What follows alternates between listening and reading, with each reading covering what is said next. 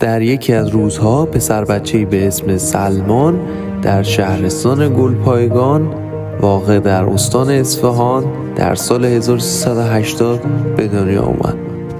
او در سن 11 سالگی با کتابی که از کتابخانه مدرسه گرفته بود و در مورد شعبده‌بازی بود به هنر زیبای شعبده‌بازی علاقه‌مند شد. بعد از اینکه کتاب رو خوند و وسایل آموزش داده شده داخل کتاب رو درست کرد، رفت و برای بچه‌ها داخل کلاس اجرا کرد و وقتی که واکنش بچه‌ها رو دید، علاقه‌اش نسبت به شعبده‌بازی بیشتر شد.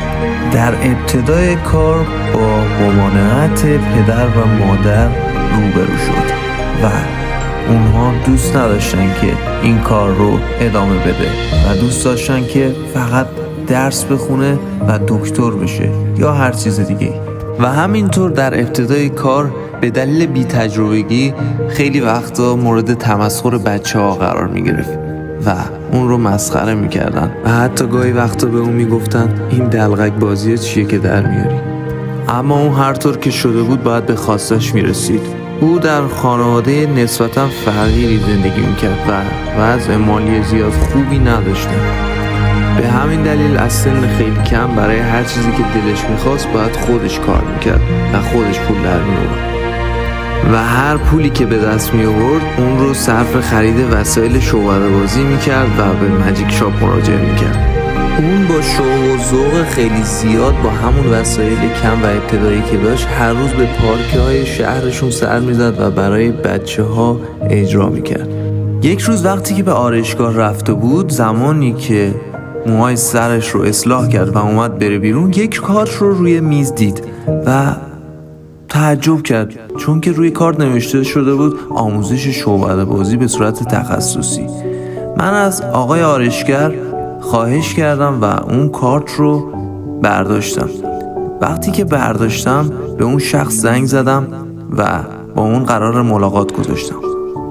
اون شخص کسی بود به اسم علی افضلی و اون حاضر شد که به من شعبده‌بازی رو آموزش بده و من کارهای حرفه‌ای رو استارتش رو با این آقا زدم و ایشون خیلی به من در استارت حرفه‌ای شدن کمک کردن. بعد از این که یک مقدار کارهای جدید، استیج، کلوزآپ و کارهای دیگر رو یاد گرفتم، رفتم تا هر جایی که میتونم اجرا کنم. به سیرک‌های مختلف در شهرهای مختلف سر زدم، به شهرهای مختلف اطراف شهرمون برای اجرا به هر قیمتی رفتم تا بتونم اجرا کنم. زمانی که 18 سالم شد تصمیم گرفتم که از شهرمون به یک شهر بزرگتر برم.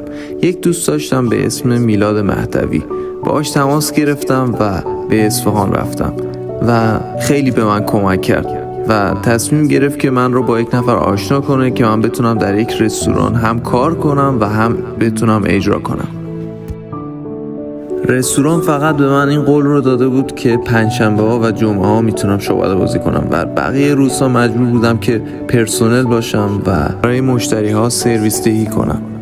یکی از همون روزهای پنجشنبه من با یک دختر آشنا شدم و اون تنها دوست من شد که میتونست بره کشورهای خارجی و اون باعث شد که من قدم به دنیای بین‌الملل بردارم. اون تصاویر خارج از کشور رو به من نشون داد و گفت که تو میتونی، تو باید بیای یه همچین جاهای اجرا کنی و من انگیزه گرفتم که از ایران مهاجرت کنم. چندین ماه بعد از اون اتفاق، زمانی که تازه کرونا اومده بود، من تصمیم گرفتم که سربازی رو پست کنم. زمانی که پست کردم و آموزشی من در شهر کازرون تموم شد، سربازی من برای لب مرز تعیین شد، مرز عراق و ایران در کرمانشاه. و من با کلی ترس و لرز فقط به عشق آرزوهام ساکم رو جمع کردم و رفتم.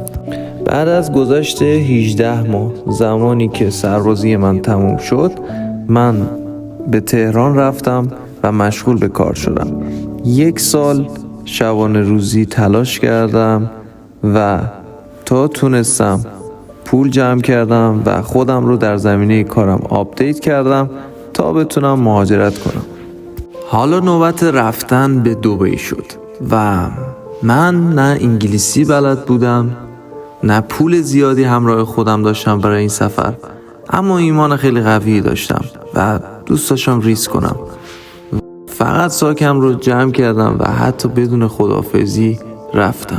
اون چیزی که اتفاق افتاد خود معجزه بود. خدا دری رو برام باز کرد که هیچ موقع همچین معجزه‌ای تو زندگیم ندیده بودم. بعد از گذشت 1 هفته همه چیز به صورت خودکار و اتوماتیک طبق خواسته خدا شکل گرفت و انجام شد. بعد از 11 سال بالاخره آرزوی من محقق شد. من اولین شخصی بودم که شرکت شعبده بازی در امارات ثبت کردم به عنوان یک ایرانی و من اولین شعبده باز کلوزآپ به این سبک بودم که تونستم در کشورهای مختلف اجرا کنم. اما این تازه شروع داستانه و واقعیت اصلی رو در واقعیت خواهید دید، نه در این انیمیشن. مرسی از این که داستان زندگی من رو گوش کردید، اما این نیمی از واقعیت بود و واقعیت اصلی خیلی دردناکتر از این بود و همچنین پنهان.